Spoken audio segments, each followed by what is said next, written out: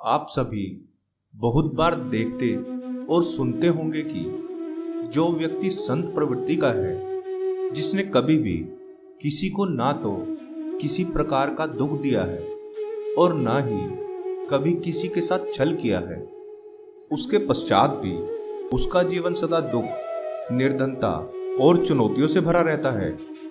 और जो व्यक्ति सदा ही दूसरों के साथ छल करता है, पाप करता है, वह धनी है और अपना जीवन सुखमय व्यतीत करता है। यह सब देख और सुनकर आप सबके मन में भी भगवान के प्रति क्रोध अवश्य आता होगा कि भगवान भी कितना निर्दयी है, जो पापी लोगों को पाप करता देखकर चुप रहता है।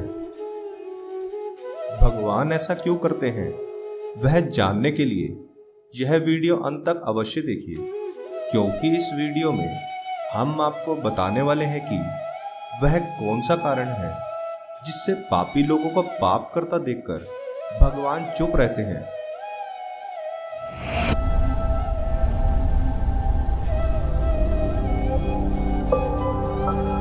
प्रणाम मित्रों, ज्ञान और वैराग्य चैनल में आपका बहुत स्वागत है।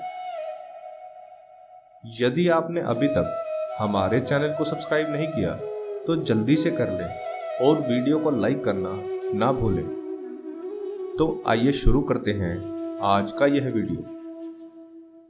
पापी लोगों को पाप करता देख भगवान चुप क्यों रहते हैं, वह मैं आपको इस कथा के माध्यम से बताता हूं।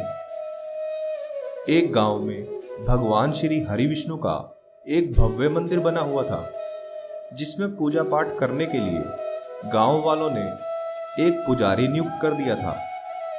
वह पुजारी भगवान का बहुत बड़ा भक्त था।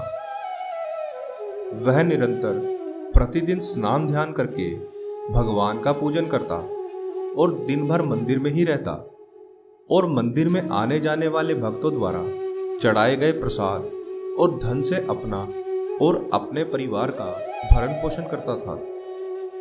भले ही वह पुजारी भगवान का बहुत बड़ा भक्त था, परंतु अत्यंत गरीब भी था। अपनी गरीबी से तंग आकर वह पुजारी एक दिन भगवान की मूर्ति के सामने खड़ा हो गया और कहने लगा, भगवान, आपका जीवन कितना सरल है। आप दिन भर खड़े रहते हैं और आपके भक्त आपको तरह तरह के प्रसाद और पकवान अर्पित करते हैं, जिसे आप ग्रहण करते हैं। आपको ना तो परिवार की चिंता है और ना ही उनके भरण पोषण की। मैं आपका कितना बड़ा भक्त हूं, दिन भर आपकी पूजा करता हूं, फिर भी आप मेरी मनोकामनाएं पूरी नहीं करते। और जो निरंतर पाप करते हैं और पापी हैं, उन्हें तो आप अपार धन संपदा देते हैं। उस पुजारी की बातें सुनकर भगवान प्रकट हुए और उसे समझाने लगे कि तुम गलत समझ रहे हो, मेरा जीवन इतना सरल नहीं है।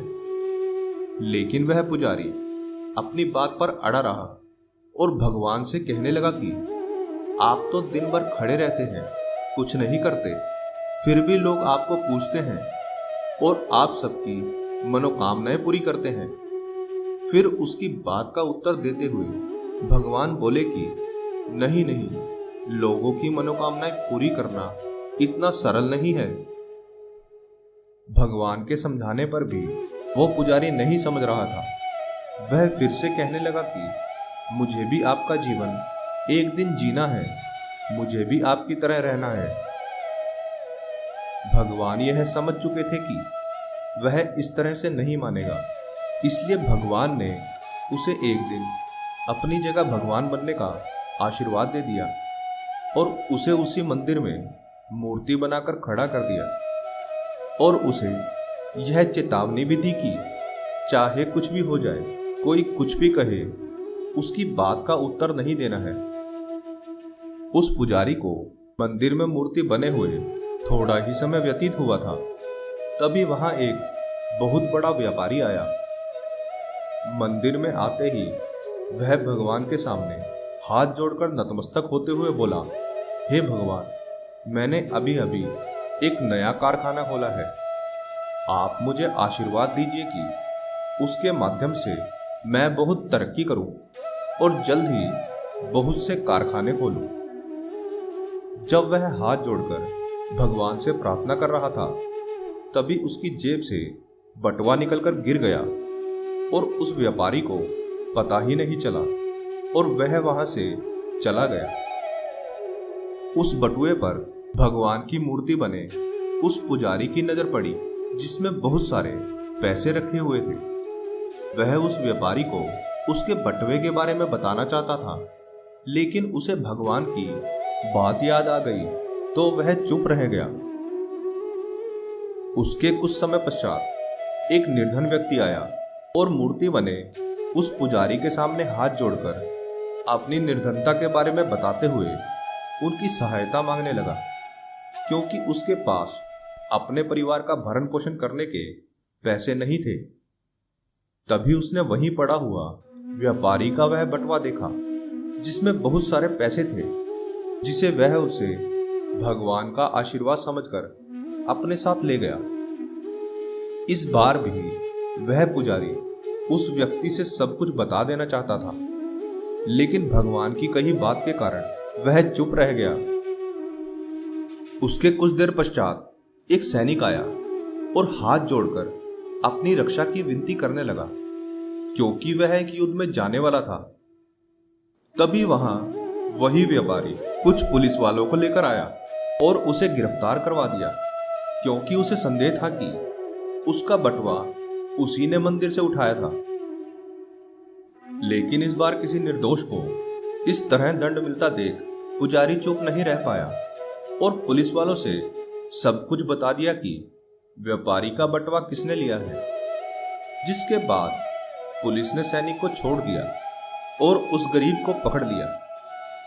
इस तरह भगवान बने पुजारी का पूरा दिन व्यतीत हुआ।